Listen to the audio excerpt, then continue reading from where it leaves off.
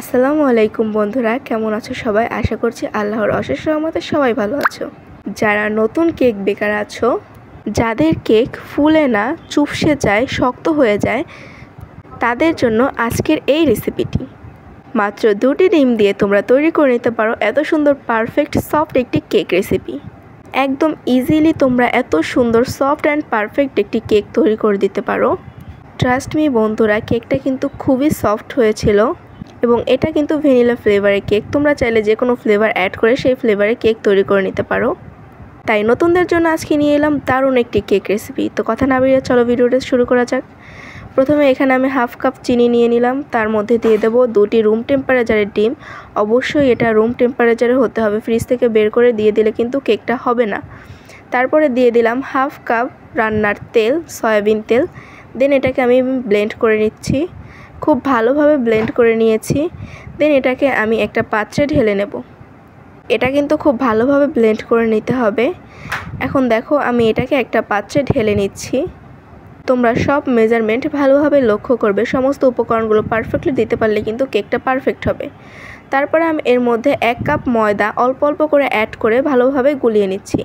একদম বেশি জোরে জোরে করা যাবে না, আলতো হাতে আস্তে করে এটাকে নেড়ে নেড়ে গুলিয়ে নিতে হবে। তারপর আমি এর মধ্যে হাফ চামচ দিয়ে দিলাম বেকিং পাউডার। দেন এখানে দিয়ে দিচ্ছি 1 টিস্পুন ভ্যানিলা ফ্লেভার। দেন এটাকে আবারও আমি হাত দিয়ে বিট করে নিচ্ছি। এ পর্যায়ে এসে মনে হলো ব্যাটারটা একটু ঘন হয়ে গিয়েছে, সেজন্য আমি এখানে একটু একটু করে জাল করা দুধ অ্যাড করে আবার একটু বিট করে নিচ্ছি। যখন এটার কনসিস্টেন্সিটা একদম পারফেক্টলি তৈরি হবে তখন এটা অ্যাড করা বন্ধ করে দিতে হবে। তো দেখো এর কনসিস্টেন্সিটা যখন এরকম পর্যায়ে আসবে তখন কিন্তু আমি দুধটা আর অ্যাড করিনি। এরকম পর্যায়ে এলে বুঝে নিতে হবে কেকের ব্যাটারটা একদমই পারফেক্টলি তৈরি হয়ে গিয়েছে। এরপর এখানে আমি একটা কেকের মোল্ড নিয়ে নিয়েছি। মোল্ডটার মধ্যে আমি এর সাইজ অনুযায়ী একটা পেপার কাট করে নিয়েছি। তোমরা এখানে চাইলে বাটার পেপার ইউজ করতে পারো, আমার কাছে যেহেতু বাটার পেপারটা নেই সেজন্য আমি এখানে কাগজ ইউজ করেছি। দেন এর উপর দিয়ে আমি নর্মাল যে তেলটা থাকে সেটা ব্রাশ করে নিয়েছি, সাইড দিয়েও ব্রাশ করে নিয়েছি। তারপরে কেকের ব্যাটারটা ঢেলে দিচ্ছি। এটা কিন্তু অনেকটা উপর থেকে ঢেলে দিতে হবে, উপর থেকে ঢেলে দিতে হবে, এটা কিন্তু মাথায় রাখতে হবে।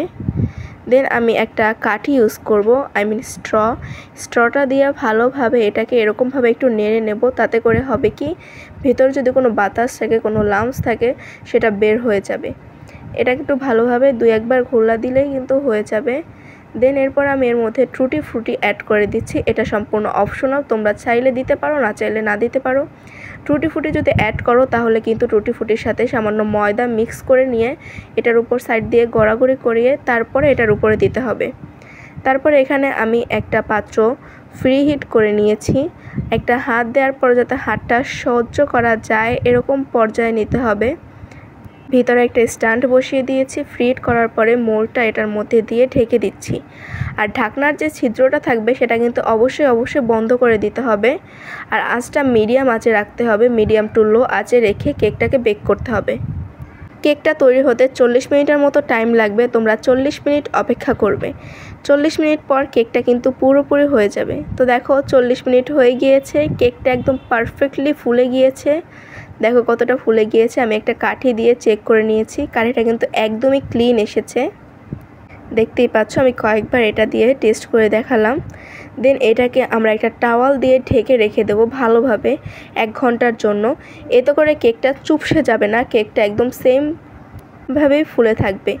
1 ঘন্টা পর সাইড দিয়ে চাকু দিয়ে একটু আলগা করে নিয়েছি। এটা করা লাগবে না যেহেতু এখানে সাইড দিয়ে তেল দেওয়া আছে। এরপর এটাকে মোল্ড আউট করে নিয়েছি অ্যান্ড পিছন সাইডে যে ব্যাক পার্টে যে পেপারটা ছিল সেটাকেও আমি উঠিয়ে নিয়েছি। এবার কেকটাকে কাট করে নিচ্ছি। দেখো বন্ধুরা কতটা সফট হয়েছে। যারা নতুন রাঁধুনি আছো কিংবা নতুন কেক বেকার আছো তারা কিন্তু এই রেসিপিটি ফলো করে একদম পারফেক্টলি কেকটা তৈরি করে নিতে পারবে।